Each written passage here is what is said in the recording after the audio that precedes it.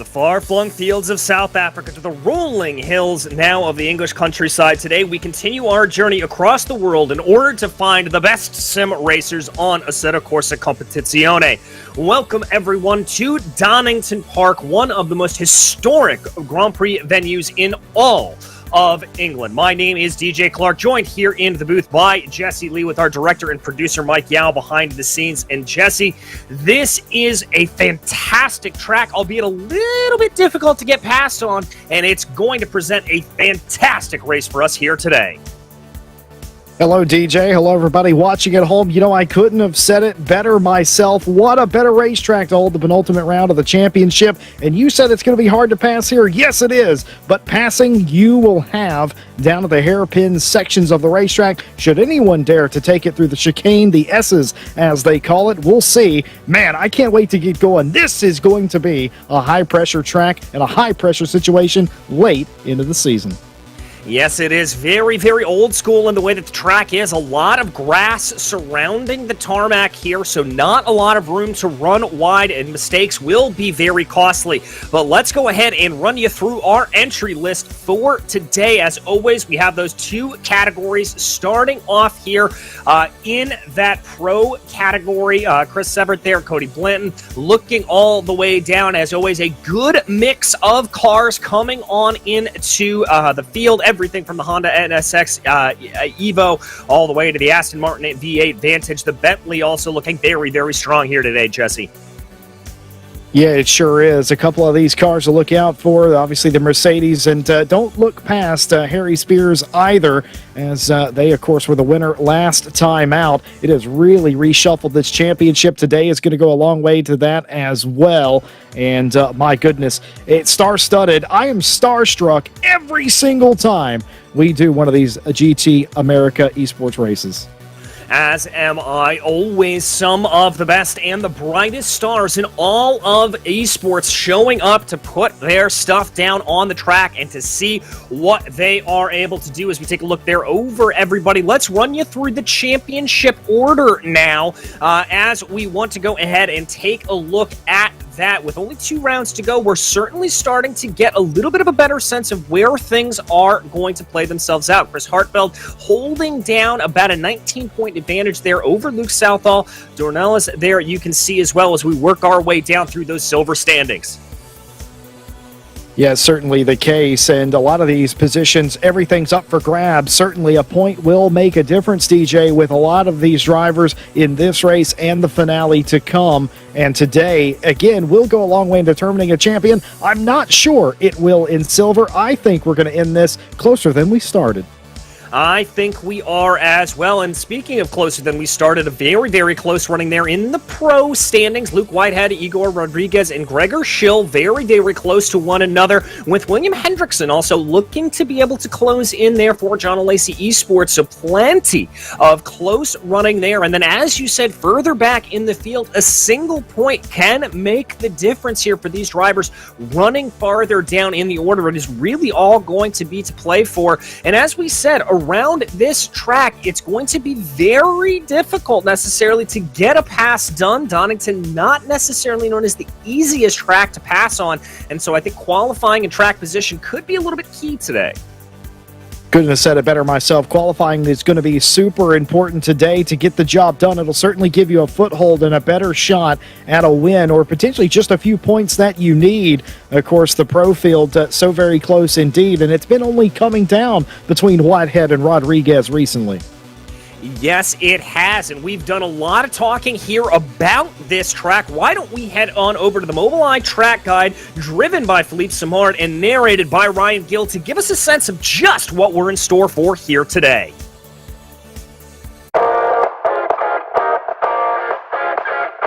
Welcome to your Mobileye track overview here at Donington Park. We're going to jump on board with Philippe Simard in the BMW M4 GT3. Down towards turn 1, you'll want to brake at the final brake marker board and turn the car in nice and early. Keep second gear through this corner and power down on the exit as soon as you can. Then completely flat through turns 3 and 4. But after turn 3, keep as far to the left-hand side as you can and brake at the first brake marker board and turn the car in nice and early. Clip the curb on the inside and then don't go too wide on the exit. You'll go completely flat through Starkey's Bridge and turn 6 before braking at the striped curb and taking a very late apex for McLean's. Don't go too wide on your exit, and then prepare to brake just before the crest for turn 8 of Coppice. Don't clip the curb too hard on the inside line, and get the power down as soon as you can. Then you're on to Starkey Straight. You'll move over to the right hand side to prepare for the S's. You want to brake just after the dip and then turn the car in as early as possible. Don't cut too much on the exit, and don't run onto the grass either. Move to the left hand side of the circuit and then brake between the brake marker boards for the Melbourne loop. Get the car turned in as sharp as you can and go nice and wide on the exit without touching the grass. Then you'll prepare for Goddard's, the final corner. Brake around the end of the striped curb and turn the car in nice and sharply. Get the power down as early as possible, and then you're up towards the finish line for another lap at Donington Park.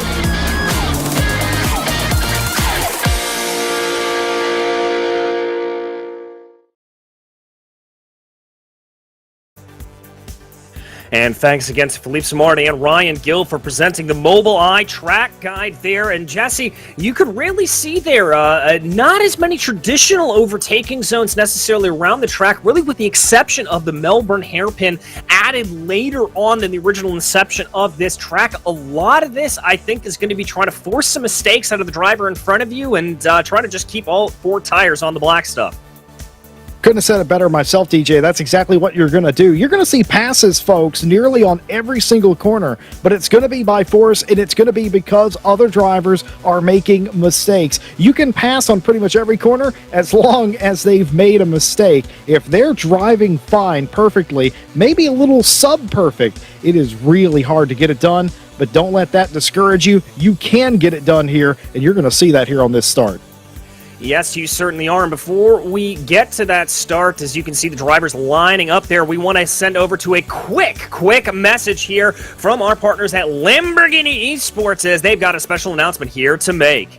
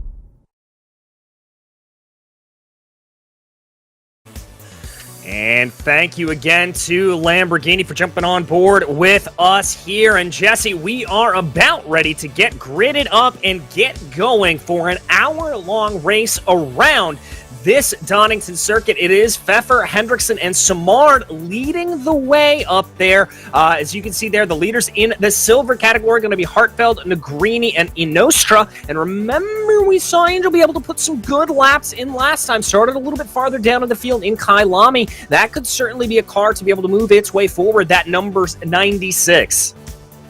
It certainly could be. There's a couple of cars that I look at here. I look at Luke Whitehead in P4 as well. I think about them for the championship. They've done just about as good as anybody else fighting for the championship at this stage. I'm quite curious what some of the other drivers will do. Gregor Shill always in action. It will be interesting to see how far they're able to move up, certainly. And Hartfeld can't look past the 57. The silver championship leader has done the hardest job of the day. They've put their car on pole position in their class, and they've separated their nearest rival, Negrini, by an entire row. Yeah, that's going to be very, very crucial there. Remember, we talked about that a lot last time out in Kailami, that ability to have those cars in between yourself if you're running in that silver category. So we continue to work our way a little further back down in the field. A little bit of a surprising run there from Severt, down in 17th position for that number 3 Team Severt Racing Aston Martin racing car. A little bit surprising to see him down there. He may have some work to do to try to get his way up forward through the field, but rest assured he'll be trying to push as far ahead as possible. Another thing we were talking about a little bit was that the Mercedes looking like it could be pretty strong here. The Bentley also one that we saw some pretty good practice times out of. It certainly was. I was looking at the Bentley, and I was sort of surprised that we were down in P6 with that particular car, but sometimes it isn't always about qualifying pace, and I do notice that the Bentleys quite often trend towards the front here at Donington. We'll see if that happens today, of course. The other thing I took away, that Honda of Cardin Liu down in 23rd place. Don't expect that car to stay at the bottom of the scoring pylon. No, that NSX has been very, very quick, very, very agile over the course of the season, and around a circuit like Donington, I think that's going to particularly suit some advantages there. So Cardin Liu definitely going to be hoping to move his way up a little bit further in the field. Really, though, as compared to what we've seen a couple of times, Porsche seeming like they've got a good run here. Multiple drivers there, 3 in the top 10.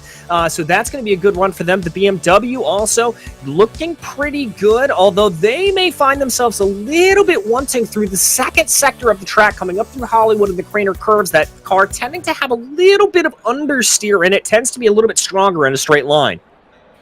It sure does. And you hear DJ and I, we're talking about, oh, well, this car maybe is a little out of position to where we would have put them. Folks, the entire field is covered by just about 1 second. It near as makes no difference. They're going to be all over each other. That makes me worry about the start, DJ Clark. How do you get a clean start here going into Redgate Turn 1?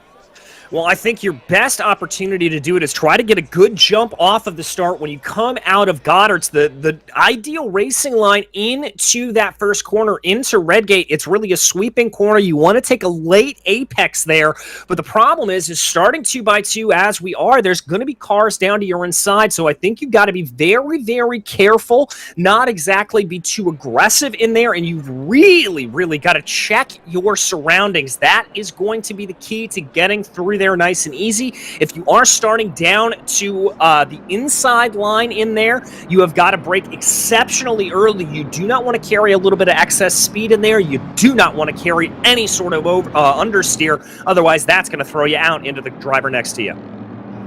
You sure will. And the other bit of housekeeping I think we need to get to is Race Control was through to talk to us and said that some of the times in qualifying were disallowed. They were taking too big of a run up to the flag. That was not allowed. So that meant that they had to do it all over again. Oh my goodness. Incident in qualifying there, DJ, as well. Yes, indeed. So some warnings being issued out already. And remember how busy Race Control was last time out when we were in Kailami. Let's hope they've got a little bit more of a relaxed day, as we don't want to make Race Control work into overdrive here. No, they were absolutely busy at Kailami, and they were all over each other, the racing drivers. It was some incredible, breathtaking racing, door-to-door, fender-to-fender. It's exactly what we like to see, and I have a feeling we're about to see something similar to that today. The question I have, though, DJ, going forward, can Tobias Pfeffer for the Mercedes-AMG Esports team Unicorns of Love, can they get out of Dodge early and take the lead and not look back? We haven't seen a lot of that this season. Will it happen today? Well, I think that's what's going to be what Pfeffer is really trying to push for around here. If he can be able to build a little bit of that gap up in front, he can breathe a little bit easier. And remember, he'll relatively control the start of the field, so he'll have a little bit of a preferred run as they go. He's going to want to stay out of any potential carnage that's going to be happening in the back. You never want to be talking about that, but it is a very real possibility with a first corner like Redgate. Already seeing a little bit of carnage there as one of those safety cones goes flying down through the Fogarty S's. Yeah, we're definitely not trying to sell William Hendrickson any short. The Jean Alesi Academy driver just absolutely stop this start if they guess it correctly and maintain side by side a couple of corners down. You get to the old hairpin, of course, maybe you can get the move done. We're about to see who has the horsepower down into turn one. A lot of nervous race car drivers. I say this every single week, DJ. You better hope everything is in the correct order before you get to this point, because there's nothing anybody can do for you now. It's all down to the driver. We're getting ready to go green. Look at these beautiful race cars. Sunrise here at Donington Park. DJ, take us away. As we wait for that green flag to fly, Pfeffer here holding back, keeping an eye on the starting pylon as the field works their way out of the final corner. It's a long hold here, and the green is in the air. We're racing in Donington. It is a great start there for Pfeffer. He's already able to cover off that inside line, hold off Hendrickson as they go. The first couple of cars are nice and through it. There's a little bit of archy-barchy there in the back. It looks like one of the Lamborghinis potentially getting pushed out wide, but other than that, no big kerfluffles coming down into Redgate as everyone tries to sort themselves out here on the first lap. Philippe Samard finds a little space in the Mobileye FFS racing car. Finally, everybody trying to get single file as they go through Old Hairpin and up Starkey's Bridge and the Swatch Curb, and now by McLean. Surely they're going to be single file here, but they're not. Back further in the field, still side by side, as you see, about 5 rows from the front. And meanwhile, out front, Tobias Pfeffer has absolutely done it. Look, he's left them. I saw Luke Whitehead. He dropped into line, immediately knew that he didn't want to be stranded around the outside.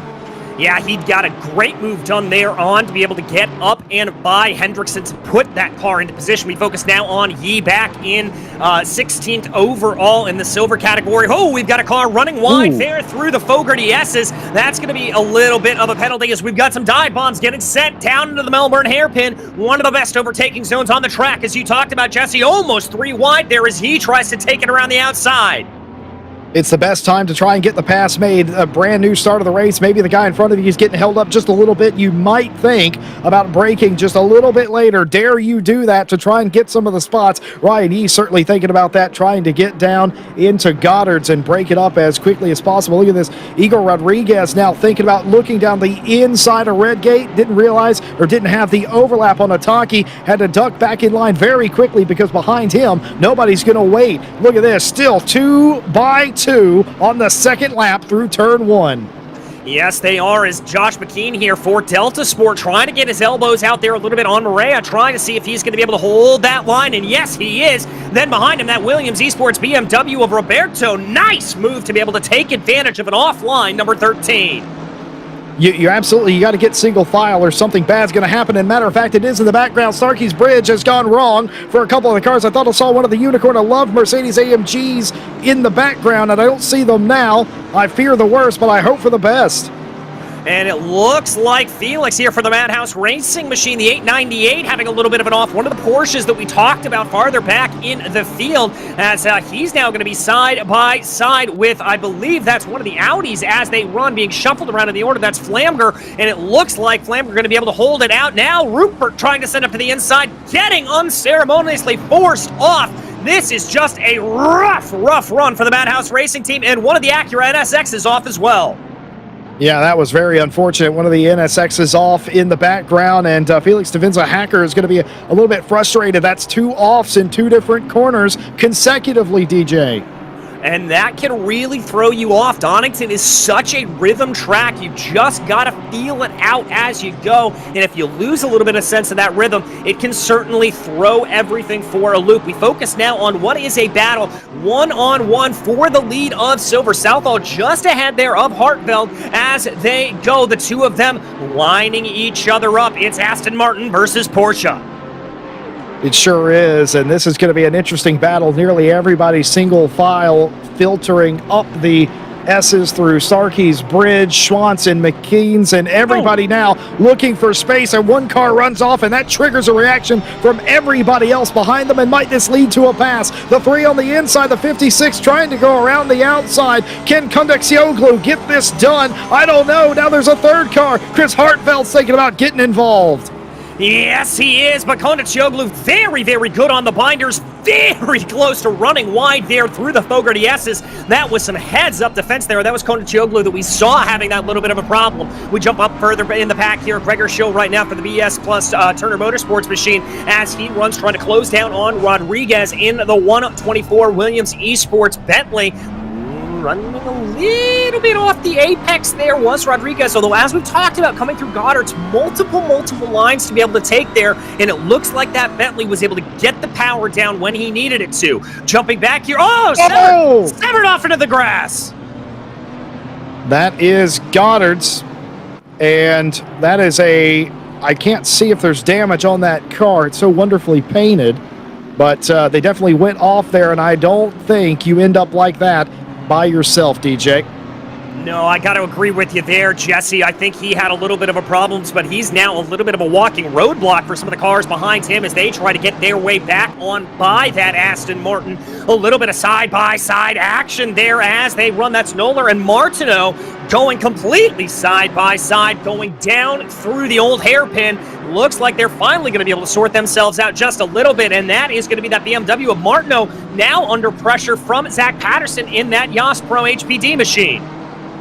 Yeah, it sure is, and this is what happens. One car is slow in front of you, dirty tires, trying to get back on the track with Sievert, and now you've got all these cars bottled up. Look at the Acuras fighting each other, fighting the BMW, fighting for space, and that's what this racetrack is like. You can't afford to give anything up. You have to be on it from the drop of the green flag, and there is no space to give, so you cannot give it. The worst thing you could do here is be strung out side by side in any of these corners. Oh, big calamity here! And that looks like Felipe Roberto having problems, as well as Josh McKean for the number 77 Delta Sport Aston Martin. Looks like they got together coming down into the Melbourne hairpin, potentially a dive on, gone a little bit wrong. We now see the number 19 Audi trying to make a little bit of a move there as they run around. And we've got Josh McKean actually coming down pit lane. That car pretty stricken. And remember, this is not during the mandatory pit stop window, so he will have to make another stop over the course of the race. Disaster here for the Delta Sport driver. Yeah, Tavenzwa Hacker has also come down pit lane. Obviously something amiss with that car as well. After some of the contact, want to get that checked out. They will have the same fate, I'm afraid. They'll have to come down again during the... They'll have to come down during the pit stop window as well. So we'll see how that all shakes out for them. Gregor Shill trying to go around the outside. You can make this work. Can Gregor Shill get it done? Into the Fogarty S's and just about's going to get it there. Look behind him. The 285 Bentley's trying to come through. That's Harry Spears now. 3 wide down into the hairpin. Melbourne hairpin. How have they made it work? Well, it got a little bit scruffy there, but it does look like Gregor Schill's going to be able to hold that out. Here comes Harry Spears, though, down to the inside of Goddard's. Is he going to be able to make that work? A little bit more of elbows out racing. My goodness, 2 corners, 2 positions for Harry Spears. That is how you get it done. Those are some professional racing drivers right there, if I've ever seen it. All 3 of them definitely deserve the plaudits because that doesn't go right most of the time. 3 wide down to the Melbourne hairpin and then sorting it out for Goddard's and then getting right back on it down the Wheatcroft straight. Incredible racing here inside the top 10. The biggest winner of them all, Harry Spears, somehow finding a way through both of them. I do not know for the life of me how he does that, as now we ride on board with Leon Ataki trying to be able to gain back in on that position on Gregor Shill. Looking this way, looking that way as they fly down through the last part of the track. Coming down now into that right-hander of Coppice. This is what leads on to Starkey Straight, and it looks like Ataki losing a little bit of ground there to the BMW of Shill. Shill's going to buy himself some breathing room. For the moment, everything calms down, and I can tell you from experience, you look forward to this. You have a nice battle, especially if you come out on the bottom half of that like Leon Ataki has. You kind of look forward to it. You have a moment to catch your breath, and you go, right, I know now what I have to do. When it's 3 wide like it was a lap ago, you don't really know what to do. You're not really prepared for that situation. Nobody expected Harry Spears to try and go through the middle there.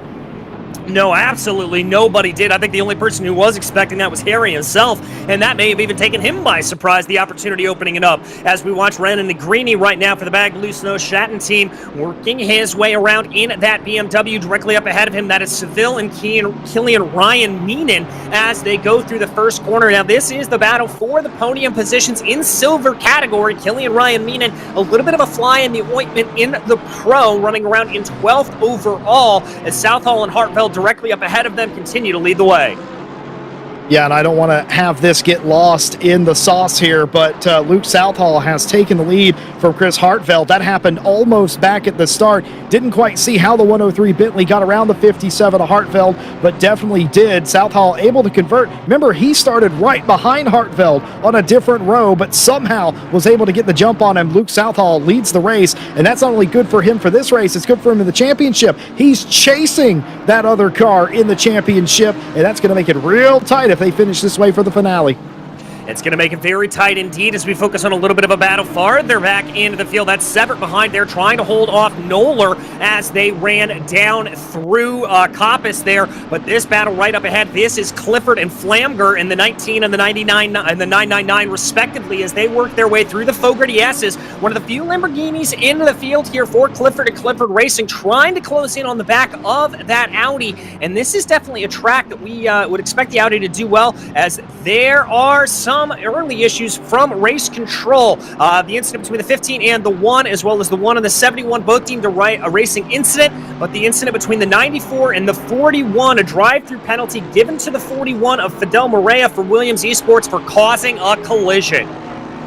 Yeah, Fidel Morea has come down immediately. That was actually sort of lucky. The drive-through came through, and they were coming through the final hairpin, and they were able to get that taken care of right now. Of course, still have to do the mandatory stop when the window opens a little bit later, but even still, that was a pretty good start, I would say. Only the one real incident.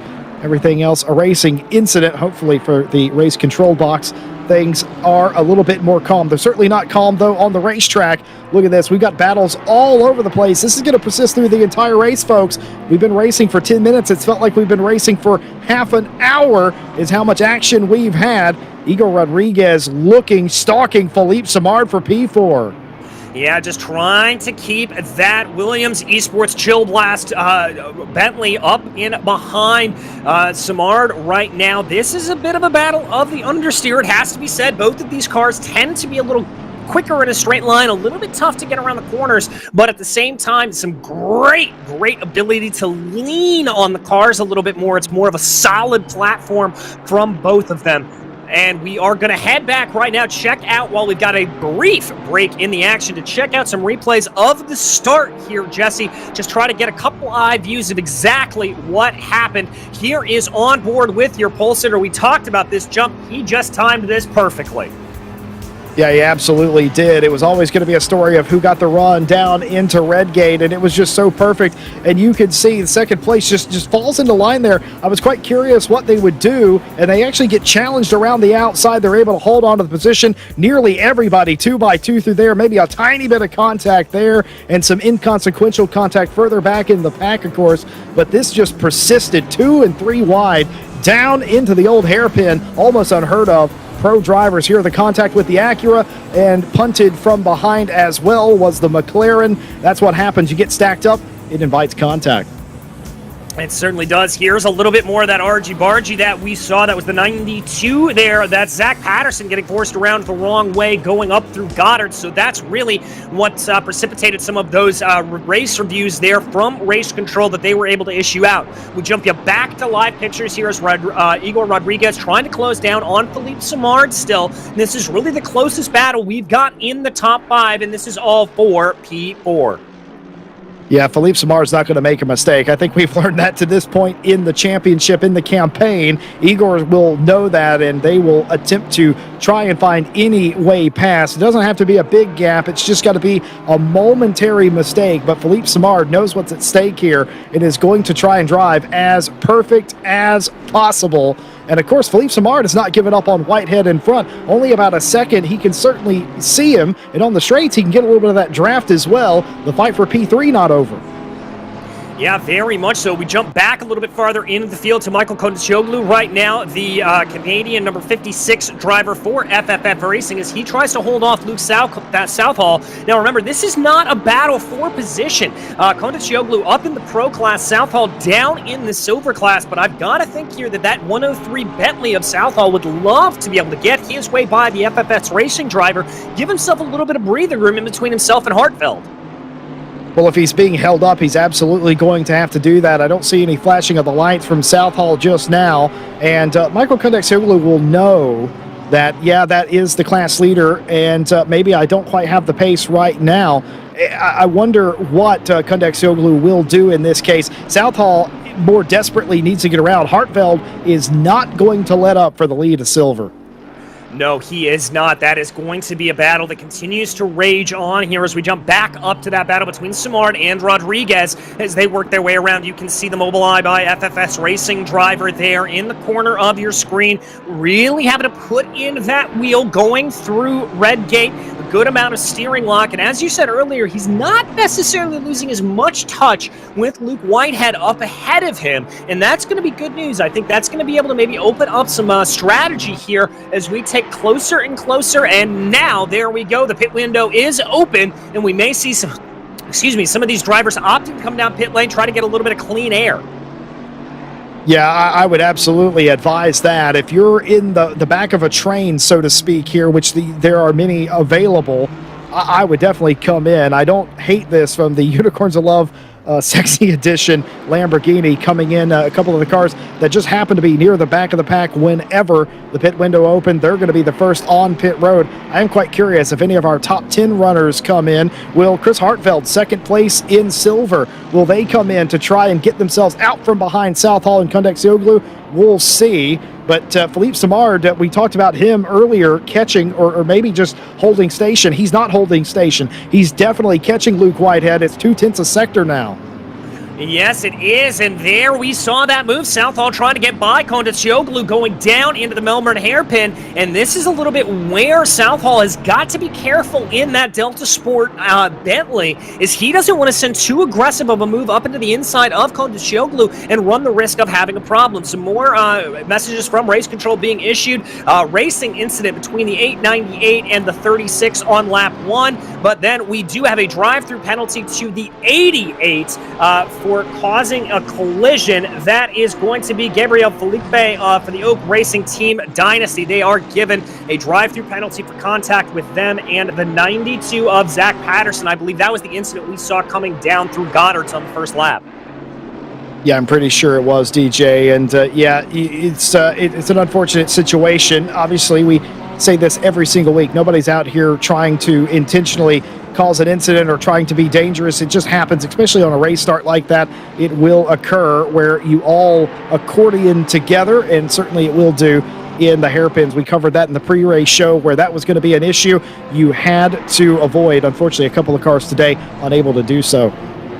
Yeah, a couple of cars unable to avoid that, and we've only got about a quarter of this race down. And as we saw last time out in Kyalami, fireworks can ignite just about any point, but we continue to follow this battle with Kondicioglu, and lots and lots of a train starting to build up there behind. It looks like it's dissipating, so let's go back and check out that incident there with the 88, Gabriel Felipe. I think we've got a better view of this. Now, this is going to be going down into, just misjudged the braking zone right into the back there of the car in front, and I've got to say, Jesse, I think that was a good call from race control. Yeah, absolutely it was. I don't see that going any other way than that. Like I said, accidents, are they avoidable? In some cases, surely, but mistakes do happen. That was a rather big one, though, at the moment, but race control got it absolutely right. We head back to the front of the field, P3. In fact, Whitehead has been caught by Simard, and Igor Rodriguez has not relented on the back of Simard. It is a three-way battle for P3. What does Whitehead do here with the championship lead in pro? Do you pit early? I don't think so. I think you have to stay out at least as long as the two cars behind you do.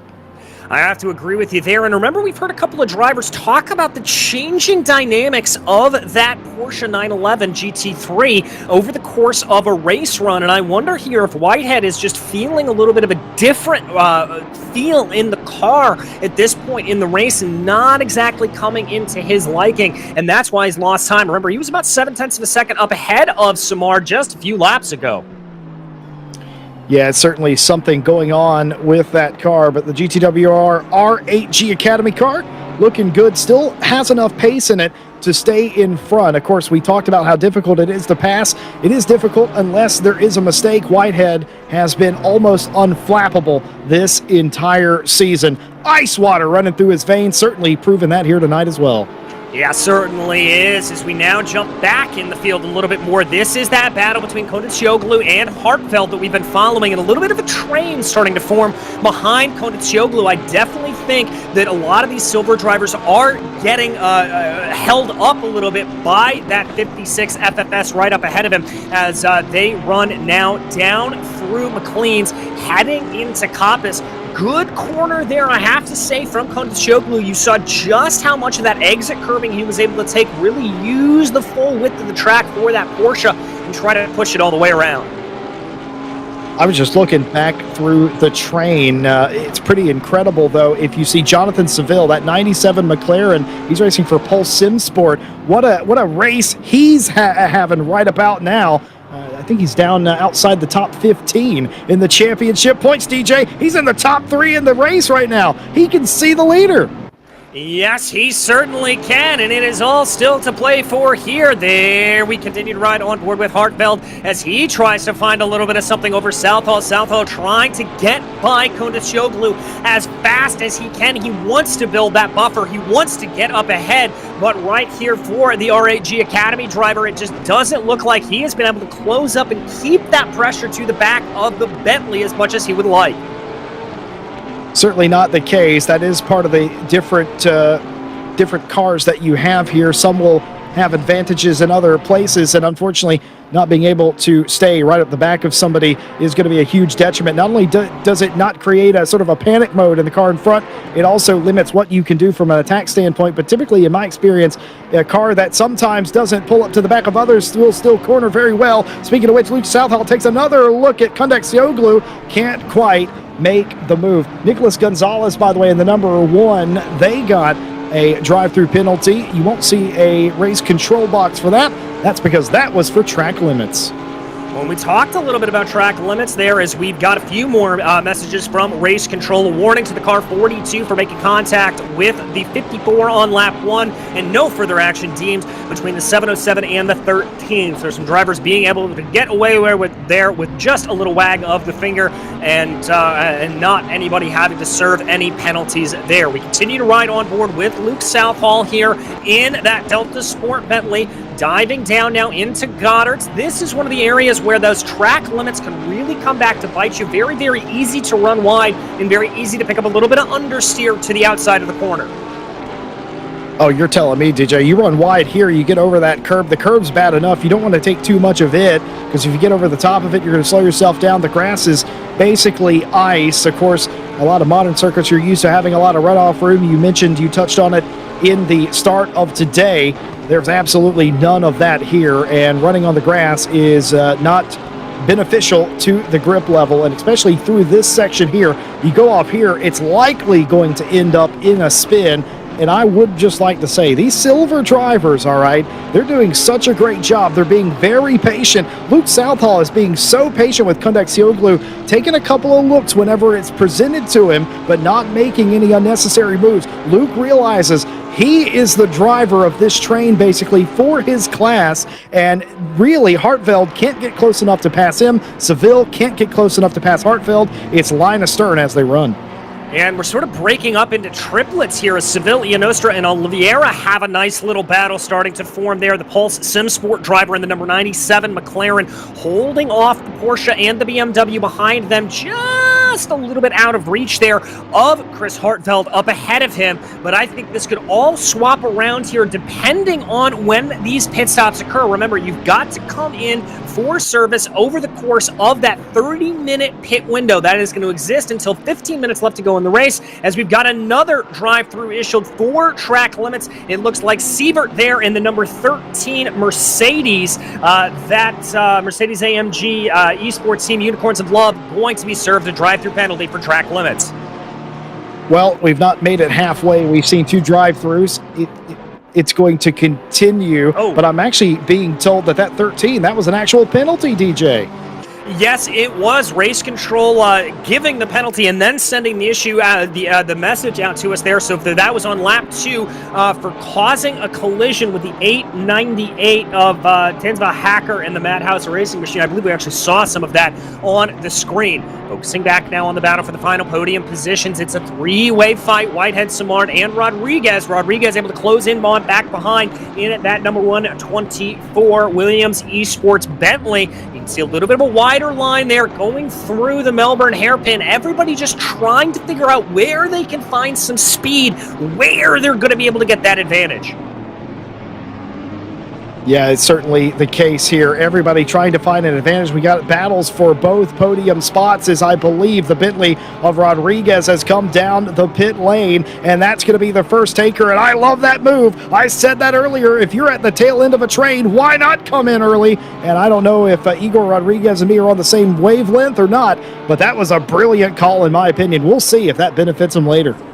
Yeah, we will see indeed. The only problem that he may have here is, depending on when he comes out, he may find himself in some slower silver class traffic.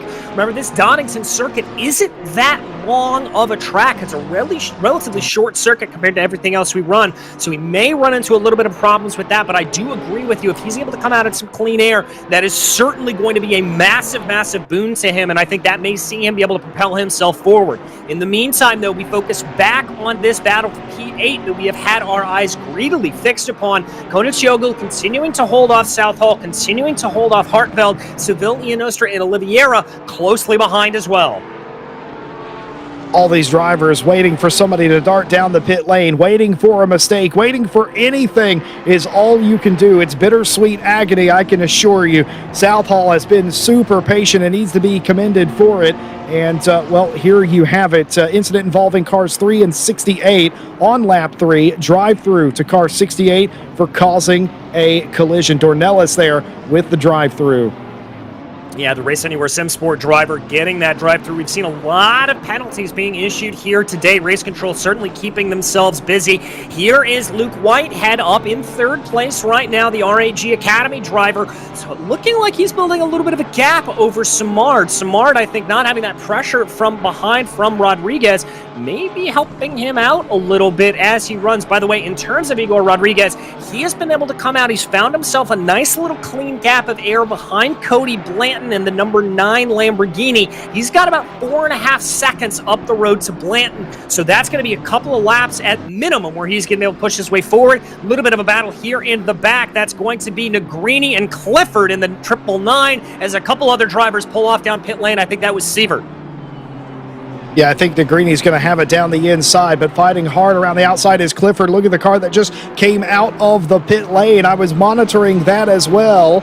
A couple of cars that have come in. Oh, near contact there. Heading down to the old hairpin. You got to be very careful. The tires are going to be a little bit more cold. The Lamborghini gives way. Clifford will lose that spot, but even still, good close racing. That is Hartveld, by the way. They were 3rd in that train, of course, 2nd in class, but 3rd in the train behind Konechoglu and the leader Southall. They decided to split off after they lost Seville behind them. I think that's a great move. Everybody now, if you're at the back of the train, they're following the logic, DJ. They're coming in.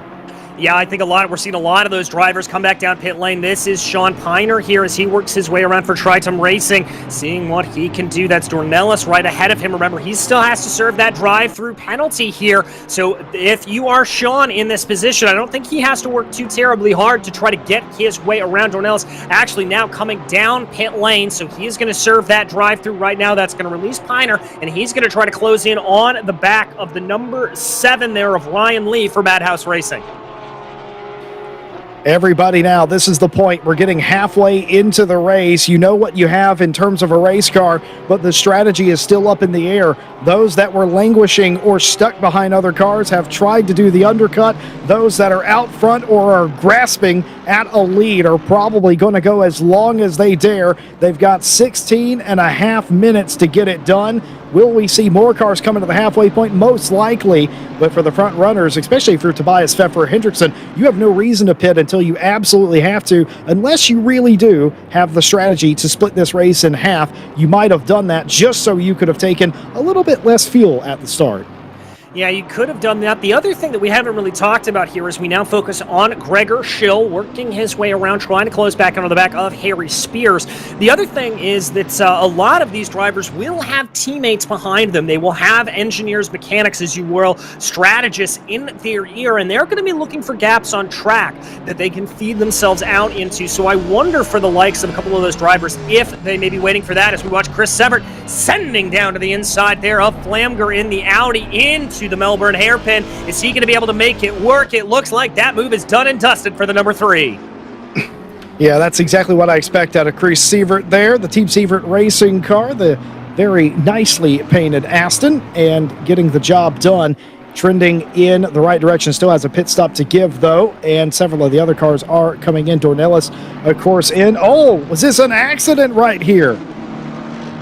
Oh, it looks like there's Zach Patterson in that Acura NSX making a little bit of a bobble there coming through the Fogarty S's, and that's going to really kick off a bunch of action there. That looks like Rupert there in the BMW, as it looks like Maria had a little bit of a checkup as a result of that. The Williams Esports Chill Blast driver now falling back behind Sievert as they run through the corners there. Nobody's going to come down pit lane, but that is a disastrous couple of corners, both for Patterson and Marrera.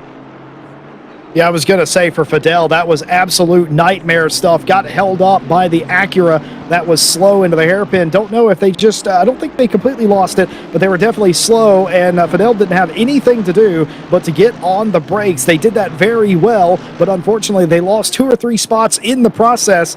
Well, you know what they say, nice guys and finishing last and all.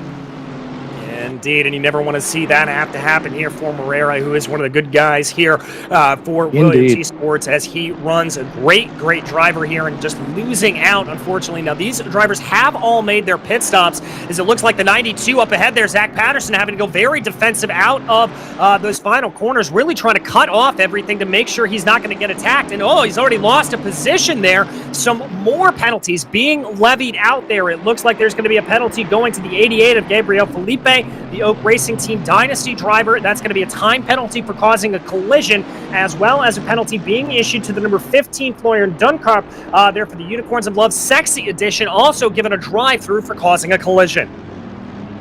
Well, I'll give you another saying, easy come, easy go, and slow and steady wins the race. And for Del Marrera, that's exactly what happened. Got one of those spots back, of course, because of the stack up in front. He got held up a lap ago, lost a couple of spots. They got held up. He got one of them back there. Yes, he did, and now he's going to keep his eyes trying to be up the road here as Igor Rodriguez tries to focus in on Luke Whitehead. This is a battle for position, as both drivers have pitted at this point, and so this is going to change things up a little bit. We're not sure exactly where they're going to shake themselves out to, as we still have the rest of the 13 cars in front of them yet to come down pit lane, with only about 13 minutes left to go in at that pit window. But this battle right now for what is now P14 is most certainly on, as it looks like Kondachoglu is going to be the latest to dive down into the pits. Sure is, and that will sort of release Seville, though Seville had fallen back into his own battle. Hadn't given up to Inestroza, though, as Inestroza has fallen off the back of him. Seville leading in the silver class for the moment. Can Jonathan Seville make up a little bit of time, maybe get back into that battle for P1 in the silver class? We'll have to see. As we check back here on the number 71, this is Felix Rupert. He has to serve that drive-through penalty. Remember, as here comes Michael Kondachoglu coming out of the pits. He's going to find himself directly behind that battle. It looks like he's going to be right onto the back of Gobi in that number 49 McLaren. Excuse me, he's going to be losing more positions as everything cycles itself around. Waiting to see exactly where he is going to end up coming out. This is Felix Rupert. He is one of those drivers that has to serve a drive-through penalty right now, as there's that little battle between Patterson and Marrera directly up ahead of him. Well, as they were once apart, everything comes back together. Such is the life of a motorsport racer.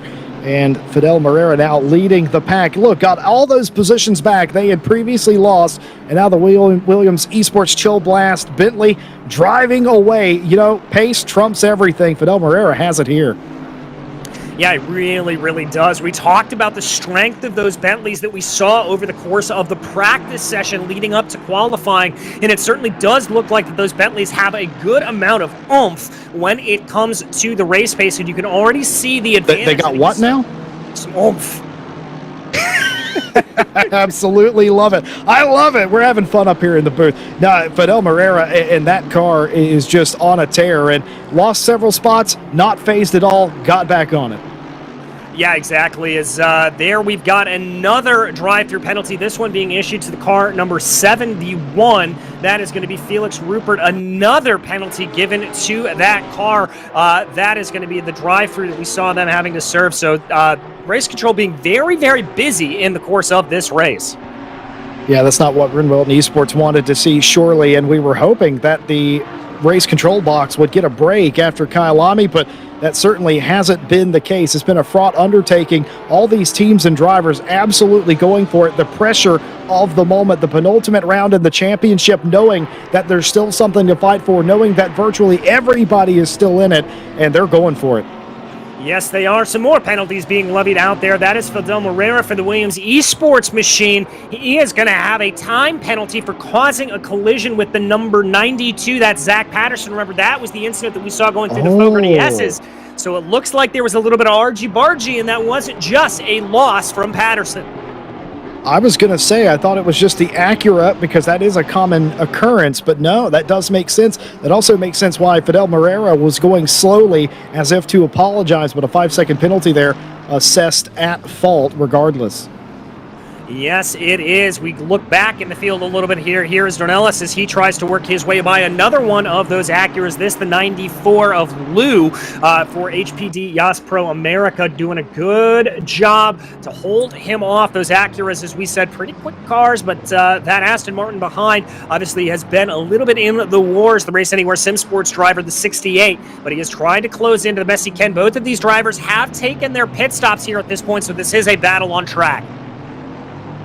Yeah, you love to see it, battling all up and down the field. We've been treated to this all season long. Today, absolutely no different. You'll see battles coming right down to it, to the checkered flag. Dornelis knows that no matter what happened to you in the race, that you still got positions to make up, regardless of what class it is, and now has to try and make up the pass on Cardin Lou in that Acura. Yeah, he's going to have to try to do that to the best of his abilities here. Loses a little bit of time there through the first sector, but we have been able to see a lot of cars start to close down a little bit more through the second sector. Now, up ahead of them, that is the number 36 of Jack Knoller for Williams Esports Academy in the McLaren. So they've got a little bit of ground to make up to him. But I think here for Lou, he's got to try to focus up ahead on the road, not driving his mirrors too much. Jump back here up into the leading pack. This is Gregor Shill continuing to stalk behind Harry Spears as they run. These drivers yet to make a pit stops, as has Pfeffer, as has Samard, as well as the rest of the top 8. Gregor Shill on a mission today, and well, after Kyalami knows what he has to do to win this championship, and he can see it up in front of him, and all the points count when it all gets counted back at the end. Doing an absolute job, laser focused is Shill, trying to make up those final few spots, trying to get by Harry Spears here, trying to figure out where Spears is slower, where he's beating him, what he does better than the Bentley in front of him. The BS Plus Turner Motorsport car looking absolutely on rails right now. Yeah, looking very, very quick, and that is Ataki there behind him in that number 54 Mercedes that's going to be trying to pull his way along. Alternate lines there for Shill and Spears as they come through Goddard's. Looks like nobody's going to be pulling down pit lane quite yet. They still have about 7 minutes to go. Here comes Igor Rodriguez, though, trying to make a move on Cody Blanton down to the inside there of the Melbourne hairpin. Easy peasy, that is going to be a move done. Blanton really didn't fight that too awfully hard, but Igor Rodriguez, though, wasn't taking no for an answer regardless. The Williams Esports Chill Blast team driving back up through the field and making it look easy. I assure you, folks, it most certainly is not. And look at this up front. Tobias Pfeffer has a gap of 17 and a half seconds over Philippe Simard right now. Absolutely remarkable stuff here from the 324 driver. He does have some lap traffic up in front of him, Jesse, and I wonder if that's going to maybe sway his hand a little bit, and maybe he's going to opt to dive down pit lane to try to avoid some of these slower cars. I'm curious. I actually think he might do that. We'll see if he comes down this time by. Tobias Pfeffer doesn't want to be stuck behind all these cars. Killian Ryan-Meenan, I think, who he just passed, kind of let him through there. Some of the other cars racing each other might not, but he's staying out. The Mercedes-AMG Esports Team Unicorns of Love staying out. Still one of my favorite liveries on the car, mostly because the jerseys match and just a fantastic combination. Looking good out in front. Yeah, looking very, very good, looking very calm, cool, and collected, which is exactly where you want to be at this stage in the race. About 20 minutes left to go, and only about 6 minutes left to go into that mandatory pit stop window. We focus back now on the battle for P8. This is William Hendrickson, the John O'Lacey Esports Academy driver, closing down Oliveira. Now, this is not a battle for position, and there Oliveira comes down pit lane. That is going to peel him off, and right now you are leading that was him coming down in the silver classes. We've got an around that is coming through the Fogarty S's. Timothy Flamger is frozen on the racetrack, waiting for a moment. The Aston in front as well, as two cars have come to blows. That will be Dornelis, the Race Anywhere SimSport driver, and that was close contact there at the top before you get to Starkey Straight. I have no idea what happened there. I just think maybe one car turned under the other. Well, and excuse me, that was actually going down through Coppice, not through the Fogarty S's. And that's one of those areas where you can definitely pick up some of that oversteer, or some of that understeer, and just drift a little bit wide. And I wonder if that is what caught out Dornelis. You also saw him running a little bit wide there on the run down into the Melbourne hairpin, kicking up some dirt on the outside of the track. So I wonder if that may have been a little bit of a problem. Now, Zach Patterson, who has also been caught out in the wars a little bit, he's going to be directly involved in this battle, trying to push ahead on Dornelis in that number 68 Aston Martin. More cars coming into the pit lane. You have 4 minutes, 20 seconds, drivers, to get your pit stop in for the day. The vast majority of teams have already come in and done their stop. The leader of the race, Tobias Pfeffer, is in, down and away. No issues on that stop. Man, that looked really fast. Yeah, I think he is playing right into his strategy here at this point. Looks like he's going to have a modicum of clean air as they go. So we focus back on that battle with Dornelis here, with Patterson trying to close in behind, and up ahead of them, Sievert in the 13, trying to pull away a little bit from this. Now, they're not going to have to worry too much about Felipe Morera up ahead of them in the 41, as he still has a drive-through penalty to serve. Now, we focus back on the battle for P2, Harry Spears and Gregor Shill. This has just been simmering since the drop of the green flag. And Jesse, I think pit stops may actually be what ends up deciding this battle. It certainly might do, but also you got to think about it this way, DJ. What if it doesn't and they come out nose to tail like they were before the pit stop? Also, what does Shill do? Does Shill try to go one extra lap to try and do the overcut and run one really quick lap? That's all Gregor Shill would need. Harry Spears, does he stay out to try and hold up Shill, thinking that Shill's quicker? It certainly looks like Gregor's quicker right now. Spears, what does he do? How does this play out? I'm quite curious. 18 minutes, but you only got 3 more minutes. Basically, one more chance to pit. Doesn't look like he's coming in this time. Spears, no, they're both staying out. They're going to fight this to the bitter end. They're going to fight it to the bitter end, and I've got to tell you right now, as they go, it looks like that they're going to both have to come in on the same lap here, which is certainly going to set things up very, very interesting, and maybe we could see a little bit of gamesmanship in terms of fuel. Maybe somebody's going to be able to go a little bit less and try to save some fuel out on track to minimize the time down pit lane. I can also tell you that Philippe Simard has come down, as has Ian Nostra. Here is, though, Southall trying to work his way around the Delta Sport driver right now, getting by some lap traffic, and he's going to set his eyes on Chris Sievert up ahead, but Sievert still yet to make a pit stop. Wow, you remember this earlier. We were talking about the battle for the silver lead. Instroza in the pit lane. That will give Southall back the lead. Negrini is now second place in that category. Hartfeld down to third. Seville back in fourth place. What an amazing pit stop that must have been for Southall to get him not only out in front, and I wonder what happened to Hartfeld. Look what's happening on the left side of the screen. The battle for P1 for the moment, but should be P3 when they cycle out. Still very much on. Surely they got to come this time. I think they have to. They're going to miss the pit window if they don't come in at this point as they now go through Goddard's. Let's look for both drivers to peel off down there. Shill and Spears, both of them coming down in. Woohoo! Almost contact between the two. But that is going to be your two leaders coming down pit lane. And it's now all going to come down to a battle of the virtual pit crews. Well, this is lovely. I love this. On the left side of your screen, Harry Spears looking back at Gregor Shill, and now on the right side of the screen, it's Gregor Shill. Who's going to win the fight? It's an Old West standoff, high noon style. Harry Spears down and away. Gregor Shill down and away. Did Shill get out in front? No, absolutely not. Shill just a minute bit slower on the pit stop. Watch the rejoin, and they're down and away. And what I feared actually happened. It's going to be game on for the final 15 minutes. It is indeed only 45 seconds left to go as we've got another message from Race Control that the incident between the 68 and the 19 on lap 27 deemed a racing incident, so no penalties being levied there at this point. Now, the one big key out of all of this is that is going to be Philippe Samard directly ahead of these two battling, Harry Spears and Gregor Shill. So that is going to be Samard there holding on to what will be fifth place, as now pretty much the entire field has come down pit lane and we've got a much clearer sense of what the running order is. I thought for one brief second, DJ, you may have heard me earlier say that this might be the battle for P3. I thought it might have been if they were a shade quicker on the pit stop. That hasn't come to pass, and instead of battling for potentially third place with Whitehead, they're down battling for what is essentially sixth place, but not really. They're all battling for a top 5 spot. And look at this, right behind them, this is happening. Southall, Negrini, and now Hartfeld's getting back into the mix. Don't go away, folks. We got a grandstand finish, 15 minutes left to go. They're going to be going for it here. Yes, they very much are, as it looks like there that we've got some drivers getting out of the way. Chris Hartfeld letting this battle simmer on along here, trying to close down on Negrini. That was a lapped car that got out of the way there for him. And so now this is the battle for P10, or the final podium positions in the silver category. Remember, we do have those two categories of racers running right now.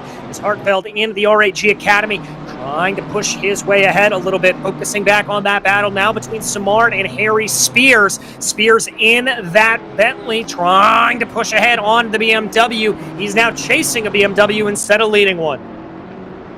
Sure is. Just to let you know about some of the pit stops, Igor Rodriguez was just about the quickest of anybody, a 31.2 on pit lane. Whitehead was a 32 dead.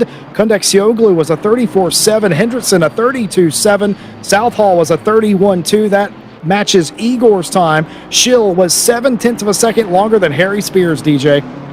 And that's all the time that you need to lose to make to lose a position there in the class, as we said. But right now, these three running very, very close together. Igor Rodriguez has a little bit of breathing room up into fourth place, although he's not too far behind Luke Whitehead right here. The story at the front of the track, Pfeffer having a little bit less of, that's the 42 around. Samard spinning. Philippe Samard. Now, was that assisted? I looked away for a brief second. Samard off of the racetrack, waiting patiently for a moment to get the car back across. Philippe Samard with a rare error right there. And Jesse, I think that was all by himself. It wasn't close enough to really be able to get into contact there with Spears behind him. I think the rear end of that BMW just went away from him. And now this is going to sort him right back into that battle we were actually watching a little bit earlier, right in between Negrini and Hartfeld. And now he is going to be a fly in the ointment of the silver class field. I hate to say this, but commentators curse again. You may recall about 45 minutes ago, I mentioned Philippe Samard, not one to make mistakes. Ice cold water runs through his veins, but a little bit of a mistake right there through the Melbourne hairpin, an unforced error, if you will. Now has to regroup because now Hartfeld is going to want to get by, flashing on the light, saying, hey man, you've been off the racetrack, let me by. I've got to catch Negrini and Southall for the win. Oh, he is definitely trying to push. There is Hartfeld trying to see if he could get anything going down through McLean's as they now come down through Coppice. This is going to be his best advantage. Takes a more narrow line there through the double apex corner, and he's going to carry a lot more speed. Samard looks like he's going to try to fight it. They'll be side by side as they go, and Samard comes back onto the racing line, not letting Hartfeld by quite yet.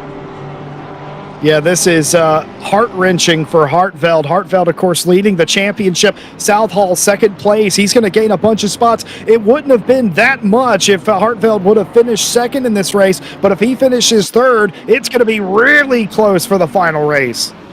And it sounds like we're going to be able to take a little bit of a better look here at exactly what happened to Philippe Samard here, the Mobileye by FFS Racing driver in the number 42 BMW. Here it is coming down into the corner, and indeed no contact. I think, Jesse, he just got on the loud pedal a little bit too early and spun up those rear tires.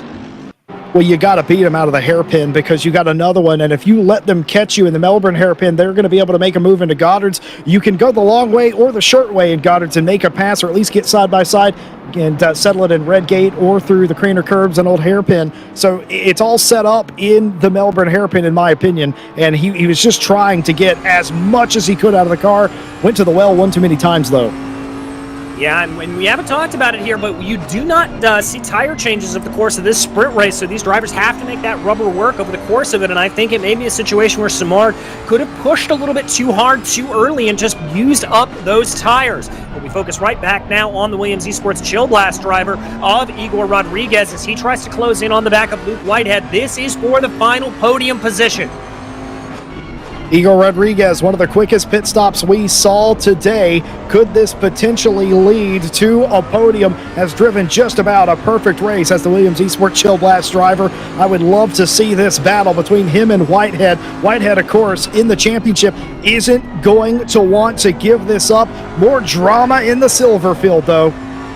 Yes, Negrini being given a drive-through penalty for track limits. So a drive-through penalty for the number 5 Bag Loose No Shatton driver. That is going to drop him all the way down the order as he serves that drive-through right now. A heartbreak here for Renan Negrini. Yeah, it really is for Negrini, but it's almost a sigh of relief for Hartfeld now in P2. He's got 1.4 seconds to Seville. And what about Jonathan Seville, P3? After being outside the top 15 in championship points, you're going to get a ton of points. You might even be inside the top 10. We talked about it. We weren't kidding. A point makes a difference. Imagine what a bag full of them will do for Jonathan Seville's championship. Hartfeld will not lose nearly as many points to South Hall as well, so that's all good for them. The big loser, the only loser in that situation, of course, is Negrini. Unfortunate and a frustrating last-second error here in the final 10 minutes. Yeah, and you never want to have that happen to you. And, this is one of those tracks that, as we talked about, very, very easy to pick up those off tracks here. We're going to focus back on the battle, though, that we were following in and out of pit lane. Now that Samard has been removed from this equation, it is deja vu all over again. Harry Spears trying to hold off Gregor Shill. Shill and that number 89, a BMW, trying to push as hard as he can, maybe force that Bentley into a little bit of an error. All right, DJ, I've got a question for you. We're inside the final 10 minutes. You've been racing this guy all day. You've tried everything. You can't get around him. You couldn't beat him out of the pits on the pit stop. Are Harry Spears and Gregor Shill having fun, or is this agony? Racers want to race, Jesse, and no matter what it is, good side-by-side close racing like this, woohoo, like that, is always going to put a big, big smile on the face of a racer. This is what you want to be having happen. Now, obviously, you'd like to be in Harry Spears' position at this point, leading the battle and able to take the better position. But at the same time, I do not know of any racing driver that doesn't love being in a battle like this. Yes, it's stressful, it's heart-wrenching, it makes your blood pump, but it is exactly why you come to the track. I couldn't agree more. I love this kind of stuff. No, this isn't for a podium spot right now, but you don't know what's going to happen. Several drivers have had drive-through penalties for track limits. This is your battle at this point. You know you're going to be battling to the very end. Gregor Shill going really wide, covering off the inside as Harry Spillers down into the Melbourne hairpin, and nothing doing that time, but a better run, in my opinion, by Gregor Shill down to the inside, snaking back to the right side of the track, the proper side for Goddard's as Harry Spears. Shill follows him, and just about as close as you like. You couldn't fit a sheet of paper between the two of them. Basically, they are that close. If Harry Spears makes even the tiniest mistake, Gregor Shill is going to capitalize on it. Both of them using all of the available space down into Redgate. This is an excellent battle between the two of them for fifth. Indeed, a fantastic battle, and I love there what we saw Gregor Shill do down the main straightaway here. You saw him briefly in the braking zone, poke his nose to the inside, and then come back to the racing line. That is just trying to force Harry Spears into a defensive line, compromise his entry into the corner as they go and continue to work their way around. It's very, very heads-up driving. It certainly is, and this is a pressure cooker situation. You said it, pressure cooker situation. This is what you live for as an esports driver. You are here to win this battle. Doesn't matter where it is on the racetrack. These are two of the top drivers in all of ACC competition, and they're going at it head-to-head versus style. How important will this be next week? We don't know. We know that certainly it is important to both of them regardless for point standings, and look at this, trying to go around the outside. Not really. What they're trying to do is go wide and set up the long run down into Goddard's again. It hasn't worked. Usually when you see a driver try the same move several times, it's because they're searching for something. They're looking for a little bit of real estate. They're looking for a way around, and you never know if they'll find exactly what they're looking for, but I can guarantee you Shill is working on that move, even if it has to be a last lap desperate maneuver. Well, and that's part of the play here for Gregor Shill, is that he's really going to want to try to move his way back and forth as much as possible to see what he can get. Wow, a little bit of a contact there. Ooh, a little bit of contact. They're getting side by side, and they're still going to be side by side as they go up the old hairpin. A little bit of a touch, and that's going to see that the car in front, yes, it has been done. The pass has been made. A little bit of fender rubbing as they head up to McLean's, but it's done. Gregor Shill out in front. And that is absolutely crucial here. Remember, Shill is definitely in that championship hunt, and as they ran here at this point, Shill needed to be able to get by to hold on to any hope he had of holding on to the championship. Now that he has been able to move his way up into fifth place, we're going to get a quick recalculation of that math, but it is not enough. Shill needs to get a move on here. He's got to move himself up forward, and it looks like as they run, Luke Whitehead may be able to lock down the championship, but we're getting a double confirmation on that math as we speak. Yeah, we're going to have to double check, triple check the math, make sure that everything is right as we head to the checkered flag today. 4.5 minutes, and we thought that we were going to have a calmer day. I can tell you, we certainly have not, DJ. My heart is going just like it was last time out at Kyalami. As was mine, but it's got to be going a little bit more here for the RAG Academy driver if he is aware of that point situation to be able to lock everything down here. Looking as it was, it'll be 7 points of an extension here for Luke Whitehead, and that'll give him 38 points over Gregor Shill, and the maximum amount of points per round is 35. So if everything finishes as it does, Luke Whitehead will be able to crown himself champion before we head to Laguna Seca next time out. Yeah, of course, Laguna Seca, the season finale. The championship, of course, ending in the United States. Wouldn't have it any other way. And I just got to say, no matter what happens today, car off right there. Whitehead is going to go through. Was that a lapped car, I wonder? I think it might have been. Excuse me, that is my fault. That will be Gregor Shill eliminated from the championship. He will not be able to do it, but he is in third place. Now, Igor Rodriguez still will be in championship contention with he and Luke Whitehead, so it is only Shill that will lose out on his chance. Rodriguez doing what he needs to do here at this point to be able to keep close behind. Now, he is going to want to try to pull himself ahead, if at all possible, in these final 3 minutes ahead of Luke Whitehead and that Porsche driver, trying to minimize that gap going into the final round. I don't know if these teams have statisticians like we do that are constantly doing the math and making us look good on air, but I wonder if Igor Rodriguez has waited, and I wonder if it's worth it, is what I'm saying. Is it worth it to risk making a pass on Whitehead? We saw Spears and Shill go toe-to-toe for basically the majority of the race, and it came to a tiny bit of contact in Old Hairpin, but the job got done, and that was the best case scenario. Would Rodriguez be willing to risk that with Whitehead, of course, for P3 and for a little bit more headroom in the final round? I just don't know. It's risk versus reward, DJ. Yeah, it's very much risk versus reward. If they finish the way they are right now, it will be a 21-point lead for Luke Whitehead. If Rodriguez is able to get by, then it will be down to 13 points. So there is a lot of sway there that can come in. I've got to think that's going to factor into Igor Rodriguez's mind as they run. Now, the other thing that they're going to have here that could throw things around is that is the 31st place Yas Pro HPD machine right up ahead of them, that Acura NSX. That could slow down Whitehead here in about the last, I believe we are on the last lap or so. By the way, you're an excellent salesman. You sold me on that right there. If I'm Rodriguez, I'm absolutely going for it. You mean I can enter with only a 13-point deficit? I'm absolutely taking a chance here. Your whole season might actually depend on it. 21 points is a big old gap. 13, absolutely doable. Absolutely doable, and you can see just how much he had to push there to try to get around that Acura NSX, but lost a little bit of time coming down through Redgate. That is not going to be good there for Rodriguez. He's only going to have about a lap and a half to be able to do as we race our way towards the white flag right now. The Williams Esports Shill driver trying to put everything he has into this fight with Whitehead. Igor Rodriguez trying to get on the podium, has been fighting Whitehead since the pit stop, maybe even a little bit before.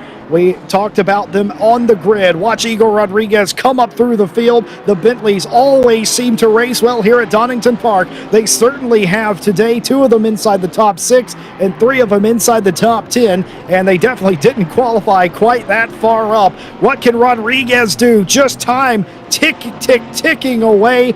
The leader will certainly be coming on the white flag, and now as we exit, this will be the white flag lap. Tobias Pfeffer coming around. This is going to be little more than a victory lap. Yes, it is. He's got still a massive advantage over the rest of the field in the forms of Hendrickson right now. Looks like that gap is nearly 8 seconds. So as you said, Jesse, this is going to just be a victory lap for the Mercedes-AMG Esports team, Unicorns and Love Driver. We focus back now on the battle for P3. Luke Whitehead holding about an 0.8 of a second advantage over Igor Rodriguez. Rodriguez trying to claw back. That's a little bit of a wide run there for Whitehead. That could present some problems.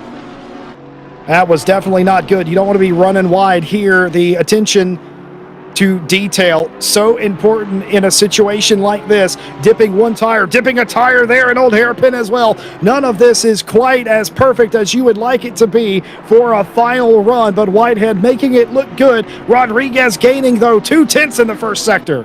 He's got 0.2, but he still has 0.6 to try to make up here. We keep an eye on your leader, Pfeffer, as he comes down through the Fogarty S's and heads to the Melbourne Hairpin for the final time. On the split screen, we have both of the battles on screen right now. Whitehead just desperate to hold on here over Igor Rodriguez as they plunge down Starkey Straight and through the Fogarty S's. Meanwhile, up front, it is Pfeffer. Pfeffer coming down now through Goddard's. One more left-handed hairpin to go for the Mercedes-AMG Esports driver, and he is going to come out of the final corner and take victory here at Donington Park. A great drive for Tobias Pfeffer. You can see the joy on his face right there as we jump back to Luke Whitehead. It looks like there Igor Rodriguez tries to close in, but it is not going to be close enough. Whitehead will be able to hold on, and he will take the final podium position in the pro class. Whitehead absolutely thrilled with that. He knows what that means for the championship. He knows what that means to beat Rodriguez, finish on the podium. Wasn't in it for the win today. Didn't have to be. Excellent job. And it's going to be Luke Southall in the Delta Sport Bentley number 103, coming home 8th overall and first in that silver category. Behind him, it'll be Hartfeld and Ian Ostra rounding out those silver podiums. That was also mega for Hartfeld as well. Was able, obviously, to bump themselves up due to the penalty to the other car of Negrini, and now has a better standing for the final round as well. Has a little bit of a cushion to everybody else, and looking really good for a couple of championship contenders in both classes here. Yeah, looking very, very good as we focus on the last couple of drivers to cross over the line here. This is Sievert and Dornelis as they run their way down out of the Melbourne Hairpin and through Goddard's as they go. Looking for a little bit of an advantage there is the 68, but I don't think he's going to have the race anywhere. Sim Sports driver will cross the line, 26th overall. Final few cars obviously coming to the line, and there we have it. What a race we had. There were thrill spills and chills as we are normally accustomed to. Some really good hard racing. We opened the show talking about being difficult to pass here. The driver said, "Ha, watch this." Exactly. They were really, really on it as we take a look back at some of the replays from over the course. Obviously, getting through Red Gate that first time, pretty crucial, although we did see a good amount of argy-bargy and a good amount of penalties being issued today on behalf of race control. Plenty of drivers falling afoul of that, but up front, Pfeffer just absolutely putting in blinding lap after blinding lap for that Mercedes-AMG Esports team and really dominating this race since the drop of the green flag. It really was the case. Keep in mind, that gap was over 17 seconds at one point, and it came down to just about 8 seconds. So well done job to keep it close in the end. Keep them earnest, I say, is what you are meant to be doing. And this was the point that caught me off guard. Out of the old hairpin, still side by side up the hill. That's almost unheard of. They made it look good. They made it look easy.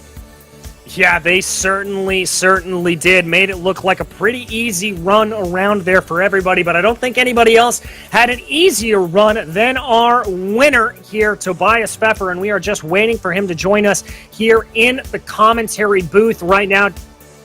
Talk to our winners. I'm very excited to see, Jesse, what it was like up for him at the front, as his really only concern out there was just lap traffic.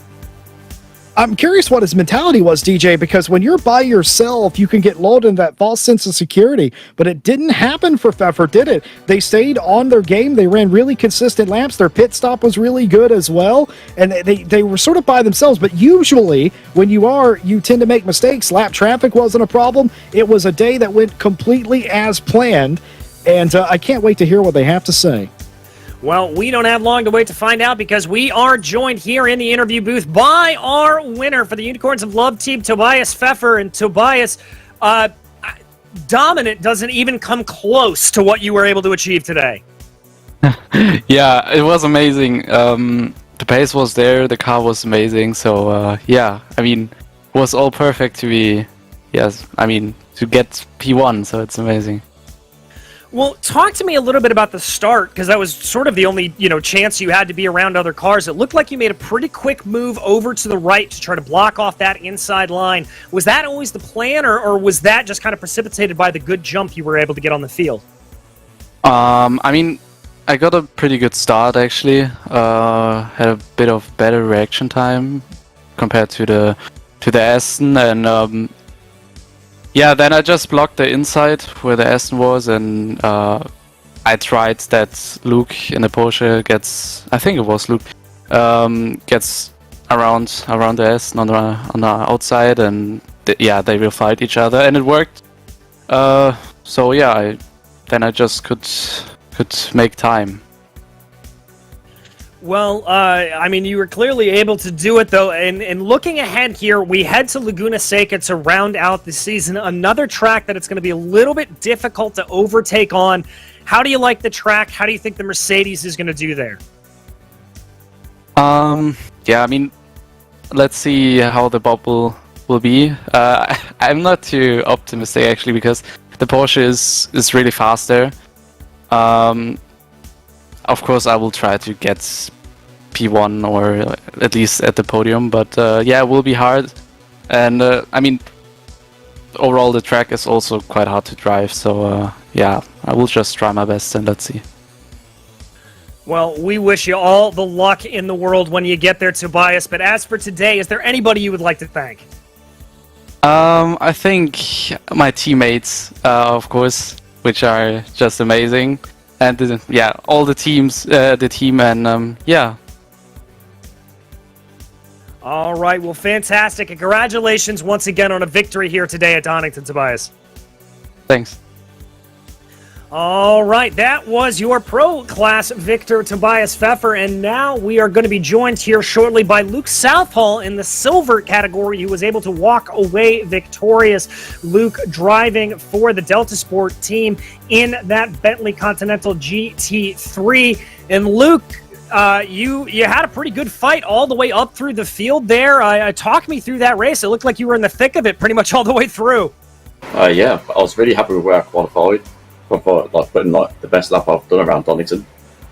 So then I just tried to make sure I had a clean race because I was just looking for like a high up finish, and positions just came to me at the start. You know, the gaps were just opening up everywhere perfectly for me.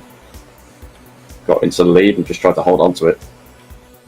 Well, it looked like we were speculating a little bit that in practice it seemed like the Bentley was looking very, very strong, and then qualifying not as many good results. Did you guys have better race pace out there today in the Bentley, or was it just a little bit? I mean, obviously you said you put in your best lap there in qualifying. Was it that car just not the best over one lap? Yeah, it's definitely better over race pace as a whole, just on pretty much every track. And generally, I feel like race pace is more my strong suit than quali anyway. But so yeah, I was quite happy. I was kind of looking ahead going into the race more so than looking behind based off of the car strengths.